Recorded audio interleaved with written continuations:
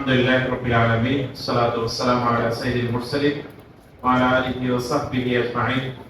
শহীদে কাফেলা বাংলাদেশ ইসলামী ছাত্র শিবির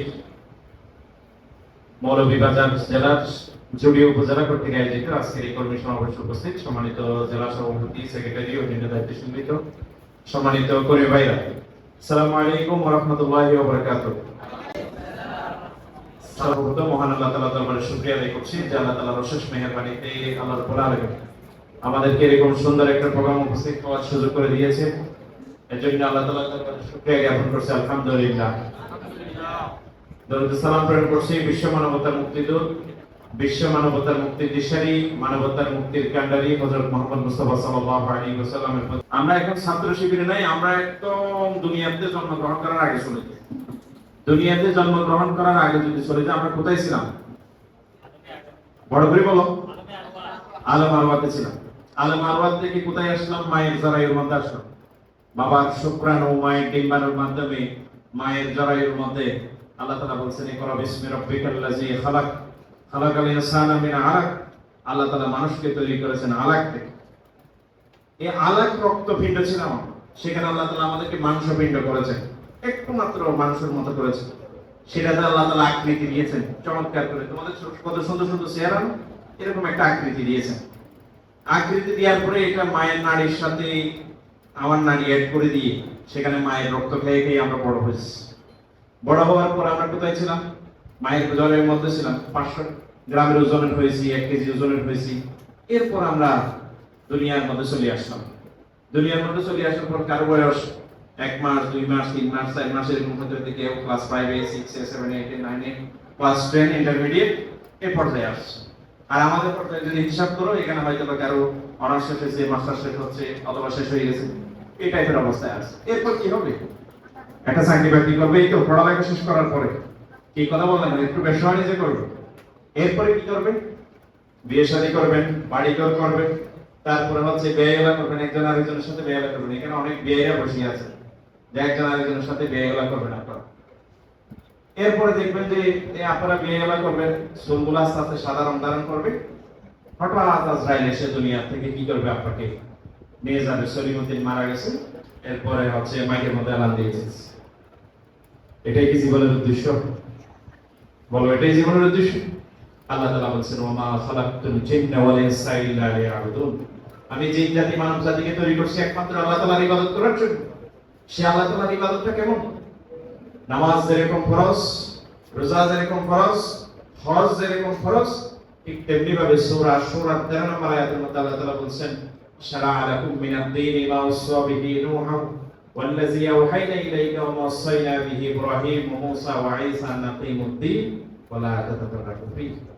মূসা, ঈসা, নূহ, ইব্রাহিম, তাদের এই সকল নবী আম্বিয়া কেরামদেরকে একই শরিয়া দিয়ে পাঠানো হয়েছে, জমিনের মধ্যে তোমরা দিন কায়েম করবে। ঠিক তেমনি ভাবে উম্মতে মুহাম্মাদীকে একই নির্দেশনা দেওয়া হয়েছে, জমিনের মধ্যে দিন কায়েম করার জন্য। এখন দিন কায়েম জিনিসটা কি? দিন কায়েম জিনিসটা একদম খুব সিম্পল। আল্লাহ রাসূল করিম সাল্লাল্লাহু আলাইহি ওয়াসাল্লামের 23 বছরের নবুয়তি জিন্দেগীর মধ্যে আমরা সেখানে দেখেছি।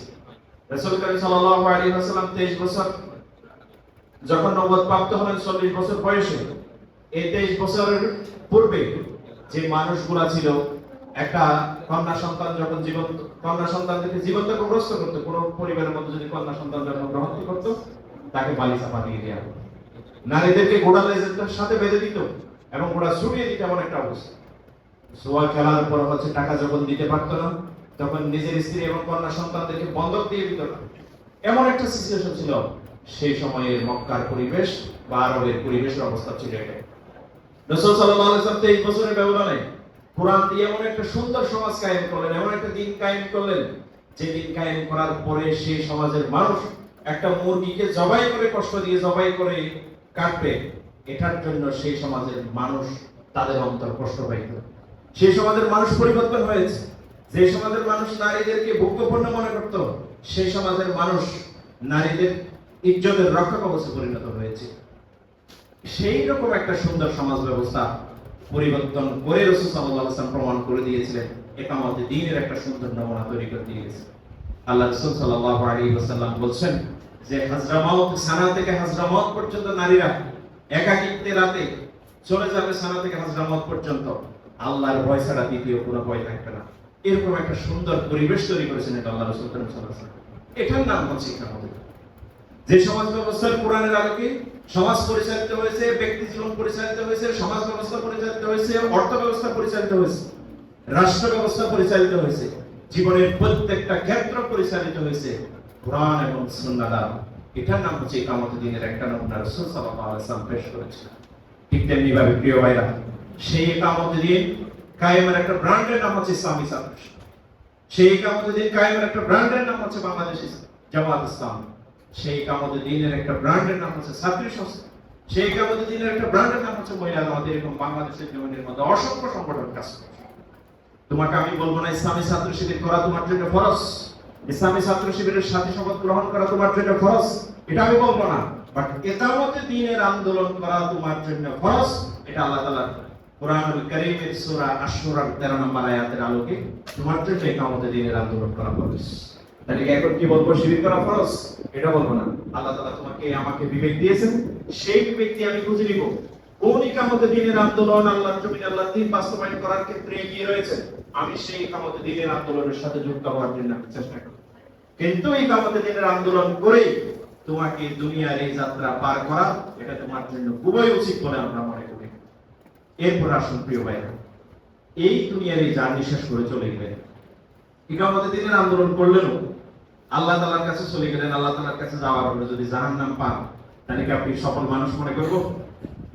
দুনিয়ার সবকিছু করলেন, দুনিয়া থেকে চলে গেছেন, আপনি চলে যাওয়ার পরে আপনি সেখানে যাওয়ার পর যদি জাহান্নাম পান, তাহলে সবচেয়ে পৃথিবীর বড় ব্যর্থ মানুষ বলা হচ্ছে আমরা। যদি ওখানে যাওয়ার পরে যদি আল্লাহ তাআলা আমাদেরকে যদি বলে ইয়াগফিরু লাকুম যুনুবাকুম ওয়া ইয়াদখিলুকুম জান্নাতিন তাজরি মিন তাহতিহাল আনহার, তোমাদের গুনাহগুলো সবগুলো মাফ করে দেওয়া হলো, তোমাদেরকে জান্নাতে প্রবেশ করানো হলো, যে জান্নাতের নিচ দিয়ে নহর প্রবাহিত রয়েছে। আল্লাহ তাআলার কাছে যদি এই যদি প্রত্যাশা যদি আমরা আল্লাহ তাআলার কাছ থেকে যদি পেয়ে যাই, পৃথিবীর সবচেয়ে সফল মানুষ সফল পারবো তো ইনশাআল্লাহ। এরপর প্রিয় ভাই, আমি সেকেন্ড যে বিষয়টা বলতে চাই, এই দুনিয়ার জিন্দেগিটাকে আখিরাতের জিন্দেগির জন্য এটা একটা ক্ষেত্র হিসেবে বানাতে হবে। এই ক্ষেত্র বানাতে গিয়ে দুনিয়ার একটা সুন্দর ক্যারিয়ার আপনার অর্জন করা লাগে। দুনিয়ার সুন্দর ক্যারিয়ার যদি অর্জন করতে হয়, তাহলে ঘুমিয়ে ঘুমিয়ে স্বপ্ন দেখলে তো চলবে নাকি? কি কেমন স্বপ্ন দেখতে হবে? কি কেমন স্বপ্ন দেখতে হবে? ভালো স্বপ্ন দেখতে হবে না? এটা কি ঘুমিয়ে দেখতে হবে? এটা জাগ্রত অবস্থায় দেখতে হবে। সেটা আমি সুন্দর একটা উদাহরণ দিলে আপনারা বুঝতে পারবেন। তো একজন মেডিকেলে ভর্তি হবে, ডাক্তার হবে। আপনি টার্গেট করে নিয়েছেন এখানে হচ্ছে অনেকে ভবিষ্যৎ ডাক্তার হবেন। তাই ডাক্তার কারা কারা হতে চান? একটু হাত তুলেন তো দেখি। কারা কারা ডাক্তার হতে চান? হাত তুলেন, বড় করে তুলেন, দ্রুত। আচ্ছা, 3-4 জন পাওয়া গেছে সব মেয়ে, ঠিক আছে। আর বাকিরা ডাক্তার হতে চান না? আচ্ছা ঠিক আছে। আপনারা অন্য কিছু হতে চান, আলেম হতে চান, কেউ ইঞ্জিনিয়ার হবে না, আদার্স অন্য কিছু হবে, এটার সাথে ভালো মানুষ হবে না আপনারা। তো এরকম একটা ডাক্তারের গল্প করি আপনাদের সাথে। তো ইন্টারমিডিয়েটে পড়ে ভাই, ইন্টারমিডিয়েটে ভর্তি অবস্থায় চিন্তা করতেছেন আমার ডাক্তার হওয়া লাগে। ইন্টারমিডিয়েট পরীক্ষা দিয়ে শেষ, ভাই অলরেডি পরীক্ষা দিয়ে ফেলছে। তো ডাক্তার হতে গেলে তো আমার তো মেডিকেলে ভর্তি হওয়া লাগবে। তো মেডিকেলে ভর্তি হতে গেলে তো আমার একটা কোচিং সেন্টারে পড়তে হবে, ভালো মানের একটা কোচিং সেন্টার। তারপর চিন্তা করছেন ভালো মানের কোচিং সেন্টার রেটিনাতে আমরা ভর্তি হব। স্বপ্নের মতো আপনি ভর্তি হয়ে গেলেন। ভর্তি হওয়ার পরে আপনি কিছুক্ষণ পরে দেখতেছেন যে আপনি ঢাকা মেডিকেলে অলরেডি চান্স পেয়ে গেছেন। চান্স পেয়ে যাওয়ার পরে প্রথম বছর পার হয়ে গেছে আপনার মধ্যে, যে অলরেডি প্রথম বছর খুব কৃতিত্বের সাথে পাস করে ফেলছে। সেকেন্ড বছর পার করলেন, এরপর হচ্ছে তৃতীয় বছর পার করলেন, চতুর্থ বছর পার করলেন। মেডিকেলের মধ্যে একটু সময় বেশি লাগে, পঞ্চম বছরও আপনি পার করলেন। ইন্টারনেট মিলিয়ে আপনি সবকিছু শেষ করলেন। হঠাৎ সিলেট মেডিকেল থেকে ফোন আসলো, ভাই আপনার জন্য স্যার, আপনার জন্য একটা অলরেডি চেম্বার রেডি করা হচ্ছে। কিছুক্ষণ পর আবার ফোন দিছি, স্যার আপনার জন্য 100 রোগী অপেক্ষা করছে। এখন চিন্তা করতেছে 100 রোগী যদি 500 কোটি টাকা দেয় তাহলে কয় টাকা বলেন একটু? কয় টাকা? 50,000 টাকা। ছাত্র জীবনে তো আসলে পড়ালেখাই করছে, টাকা পয়সা ইনকাম করতে পারে নাই, ব্যাংক অ্যাকাউন্ট ছিল না। তো ডাক্তার সাহেব ঘুমের মধ্যে অলরেডি চিন্তা করে ফেলছে একটা ইসলামী ব্যাংকের অ্যাকাউন্ট খোলা দরকার। তো অলরেডি ব্যাংক অ্যাকাউন্ট খোলার জন্য ম্যানেজারকে ফোন দিয়ে দিছি, ভাই আমার জন্য একটা ব্যাংক অ্যাকাউন্ট খোলার ব্যবস্থা করা দরকার। সে সব কিছু বলে দিয়েছে, ব্যাংক অ্যাকাউন্ট খুলে ফেলছে। তো ব্যাংকে টাকা রাখতে যাবে, ওই মুহূর্তে হঠাৎ ঘুম থেকে সে জাগ্রত হয়ে গেল। এরকম স্বপ্ন দেখতে হবে বলেন? এমন স্বপ্ন দেখতে হবে আপনাকে, যে স্বপ্ন আপনাকে ঘুমাতে দিবে না, যে স্বপ্ন আপনাকে আপনার গন্তব্যে নিয়ে যাওয়ার জন্য আপনাকে 100% নিশ্চিত করবে। সেই রকম স্বপ্ন অবস্থায়, আপনার জাগ্রত অবস্থায় আপনার স্বপ্ন দেখা দরকার। আপনার গন্তব্যে যাওয়ার জন্য যত পরিশ্রম করা দরকার, যত অধ্যবসায় করা দরকার, প্রত্যেকটা কনফার্ম করে আপনি আপনার গন্তব্যে পৌঁছানোর মতো স্বপ্ন আপনাকে দেখা উচিত। আমি এরকম স্বপ্নবাজ মানুষের কথা, একজন মানুষের কথা বলতে চাই। আমি যে প্রতিষ্ঠানে পড়ছি সেই প্রতিষ্ঠানের একজন ভাই তো পড়ালেখা করতে প্রত্যেকদিন। একদিন জিজ্ঞেস করা হলো, মাহমুদ ভাই কয় ঘন্টা পড়ালেখা করেছেন? হয় ভাই আজকে তেমন করতে পারি নাই। তো ক ঘন্টা? 12 ঘন্টা পড়ালেখা করেছি। তো ভাই যেদিন পড়ালেখা করেন সেদিন কয় ঘন্টা পড়ছেন? 18 ঘন্টা পড়ি ভাই। তো ওই ভাইটাকে মাঝে মধ্যে এমনও দেখার সুযোগ হয় যে ভাই যখন হোস্টেলের ক্যান্টিনে খাবার খাইতে যায়, ডাইনিং এর মধ্যে খাবার খেতে যায়, তখন সেখানে ভাই হচ্ছে উরুর মধ্যে বই রাখছে আর এদিক দিয়ে লোকমা দিয়ে দিয়ে খাবার খাচ্ছে। তো ভাই যেটা গন্তব্য টার্গেট করছিলেন, ঢাকা মেডিকেল উনি চান্স পাবেন, সেটা কিন্তু আল্লাহ তাআলা তাকে সেই ভাগ্যটা তার জন্য লিপিবদ্ধ করে দিয়েছিলেন। এখন সেই মানুষটা সেদিন ঢাকা মেডিকেলে চান্স পেয়েছে, ঢাকা মেডিকেল থেকে ডাক্তার হয়েছে, এখন বাংলাদেশের মধ্যে ডাক্তারের ভূমিকা পালন করছে। তা আপনি এরকম একটা স্বপ্নবাজ মানুষ, আপনি আপনার গন্তব্যে নিয়ে যাবেন। আমরা অধ্যাপক মফিজুর রহমানের নাম শুনছি। সে অধ্যাপক মফিজুর রহমান সাহেবের আরেকটা ঘটনা থেকে আসছেন ইসলামী আন্দোলনের পর। এখন মফিজুর রহমান সাহেব যখন রাত্রে ঘুমানোর জন্য যাইতো, ঘুমাইতে যাওয়ার আগে পড়ালেখা যখন করতো, যখন ঘুম আসতো, তখন মফিজুর রহমান সাহেব ঘুমকে উদ্দেশ্য করে বলতেন, মফিজ ঘুমাবে না, ঘুম ঘুমাও। মফিজ কি করবে না? ঘুমাবে না, ঘুম। তাহলে তাদের স্বপ্ন পূরণের জন্য তারা সেই জায়গার মধ্যে চলছে। আপনি আপনার জীবনের স্বপ্ন যেটা, গোল যেটা, সেই গোলটা ঠিক করে আপনি সেই জায়গায় পৌঁছানোর জন্য আপনাকে এমন জায়গার মধ্যে অধ্যবসায়টা নিশ্চিত করা দরকার যে আপনাকে আপনার স্বপ্নে পৌঁছে দেবে ইনশাআল্লাহ। পারবো তো ইনশাআল্লাহ? কে এদিকে থাকাও পারবো তো ইনশাআল্লাহ? বড় করে বলতে হবে, নাহলে 15 মিনিটে শেষ করবো নাকি? যাকে তারপরে বড় হয় না, তার মানে সময় দেরি হবে নাকি? আচ্ছা, এরপরে তৃতীয় নাম্বার প্রিয় ভাইরা যে বিষয়টা বলতে চাই, আমরা ইসলামী ছাত্র শিবিরের কর্মী। আমরা এই দেশের একজন সত্যিকার দেশপ্রেমিক নাগরিক যদি কাউকে বলতে হয়, এটা হচ্ছে আমরা। এই দেশের মধ্যে অনেক ব্যক্তিরা ক্ষমতায় এসেছেন, ক্ষমতার মধ্যে গেছেন, তারা কি কার্যকলাপ করেছেন এগুলো আমরা দেখেছি। কিন্তু সত্যিকার অর্থে আমাদের দায়িত্বশীল ভাইয়েরা যারা মন্ত্রণালয়ে দায়িত্ব পালন করেছেন, 1 পয়সার দুর্নীতি তারা খুঁজে বের করতে পারে না। সত্যিকার অর্থে যদি দেশপ্রেমিক যদি কোনো সংগঠনের জনশক্তিদেরকে খুঁজতে হয়, তাহলে আমরা নিজেদেরকে বলবো আমরা এই দেশের সত্যিকার অর্থে একজন দেশপ্রেমিক নাগরিক হচ্ছে এই আন্দোলনের কর্মী। এই আন্দোলনের সচেতন কর্মীদেরকে বাংলাদেশের রাজনৈতিক অবস্থা সম্পর্কে মাথার মধ্যে সব সময় ক্যালকুলেশন, হিসাব সবকিছু ঠিক রাখা দরকার। এই বাংলাদেশকে ইন্ডিয়ার একটা ক্ষেত্র বানানোর জন্য তারা পরিকল্পিতভাবে ষড়যন্ত্র করে আসছে। বিগত প্রায় 16 বছরের উপরে যারা এই দেশের ক্ষমতার মধ্যে ছিলেন, সেই ক্ষমতা তারা যে কার্যক্রম পরিচালনা করছে, তারা প্রমাণিত করেছে ইন্ডিয়াকে এই দেশের সবকিছু দিয়ে দিতে তারা রাজি, তারপরেও তারা ক্ষমতায় থাকতে চায়। এরকম একটা সিচুয়েশনে বাংলাদেশটা কোন জায়গার মধ্যে আছে এটা আমাদের সকল কর্মীর বোঝা উচিত। বাংলাদেশে তোমরা মানচিত্র দেখবে, মানচিত্র দেখবে যে শেষ মাথা একটা ছোট্ট জায়গা, ওদিক দিয়ে দেখবে যে নেপাল এবং ভুটান আসছে, মাঝখানে দেখবে যে 18 থেকে 22 কিলোমিটারের একটা জায়গা। সেই জায়গা হচ্ছে এই পাশে ইন্ডিয়া, এই পাশে ইন্ডিয়া। সুতরাং ইন্ডিয়া এতদিন চিন্তা করেছে তাদের জায়গাটুকু ঠিক মতো রাখার জন্য বাংলাদেশের উপর দিয়ে বাংলাদেশের সার্বভৌমত্ব শেষ করে, বাংলাদেশের মানুষের বিরোধী চিন্তার বিরোধী করেও বাংলাদেশের আওয়ামী লীগ সরকার যে ফেসিবাদী সরকার ছিল, সেই ফেসিবাদী সরকারকে কাজে লাগিয়ে হলো তাদের স্বার্থ উদ্ধার করার জন্য তারা বিগত অনেক বছর প্রচেষ্টা চালিয়ে গেছে। এই জায়গার কারণে বাংলাদেশের ভৌগোলিক অবস্থান, বিশেষ করে এই অঞ্চল, বিশেষ করে বঙ্গোপসাগর কেন্দ্রিক হওয়ার কারণে পুরো এশিয়া অঞ্চলে বাংলাদেশের গুরুত্ব হচ্ছে খুবই গুরুত্ব।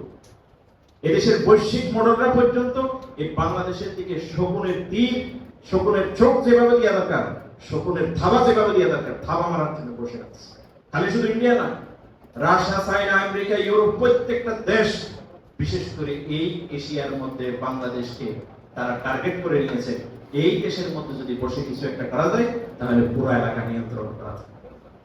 তা আমরা চাই না বৈদেশিক কাউকে, বিদেশি কাউকে আমাদের এই দেশকে তাদের বৈশ্বিক মডেলদের ক্ষেত্র বানায়, এটা কি আমরা চাই? এটা আমরা চাই না। এটা যদি আমরা না চাই তাহলে আমাদেরকে হতে হবে, পৃথিবীর মধ্যে দুই ধরনের যুদ্ধ হয়, একটা হচ্ছে সরাসরি যুদ্ধ, আর একটা যুদ্ধ হয় হচ্ছে ইন্টালেকচুয়াল যুদ্ধ।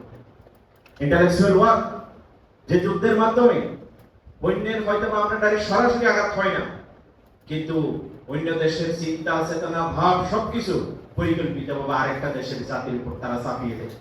এরকম একটা ইন্টালেকচুয়াল ওয়ার বিগত অনেক বছর যাবত ইন্ডিয়া আমাদের দেশের উপর চাপিয়ে দিয়ে আসছে।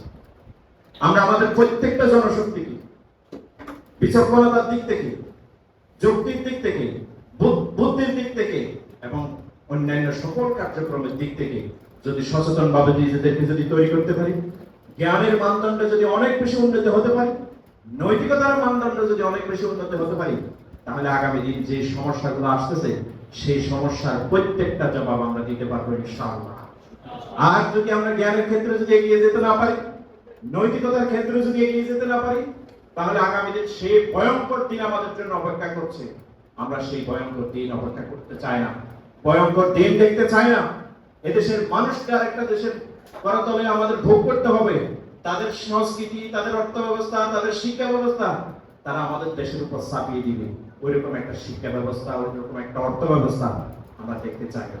সুতরাং আমাদেরকে জ্ঞানের দিক থেকে এগিয়ে যেতে হবে, নৈতিকতার দিক থেকে এগিয়ে যেতে হবে, তাহলে আমাদের পক্ষে সম্ভব হবে এই টাইপের যত আগ্রাসন আসবে প্রত্যেকটা আগ্রাসনকে আমরা ভালোভাবে মোকাবেলা করতে